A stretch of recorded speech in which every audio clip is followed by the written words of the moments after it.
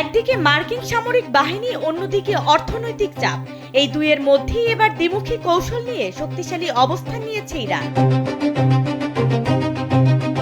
সরাসরি সামরিক শক্তির প্রয়োগের ব্যাপারে যুক্তরাষ্ট্রকে সতর্ক করেছেন ইরানের সর্বোচ্চ নেতা আয়াতুল্লাহ আলী খামেনি। মধ্যপ্রাচ্যে যুক্তরাষ্ট্রের সামরিক উপস্থিতির বিষয়ে তিনি বলেছেন, মার্কিন বাহিনী যতই শক্তিশালী হোক না কেন, তাদের উপর আঘাত হানার সক্ষমতা আছে ইরানের।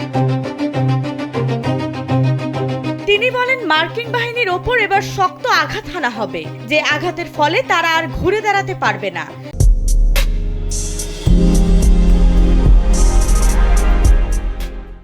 কারণ ইরানের হাতে এমন শক্তিশালী অস্ত্র আছে যা দিয়ে মুহূর্তের মধ্যেই যুদ্ধজাহাজকে সমুদ্রের তলদেশে পাঠানো যায়। শুধু তাই নয়, ইরান হুঁশিয়ারি দিয়েছে, হরমুজ প্রণালী বন্ধ হলে বিশ্ব অর্থনীতি চরম সংকটে পড়বে। পাশাপাশি তেহরানে সীমিত হামলার জবাবও সর্বাত্মক দেয়া হবে। একই সঙ্গে পারমাণবিক কর্মসূচি জোরদার করা হবে। সর্বোচ্চ নেতার মতো প্রায় একই সুরে কথা বলছেন ইরানের প্রেসিডেন্ট পেজিশকিয়ান।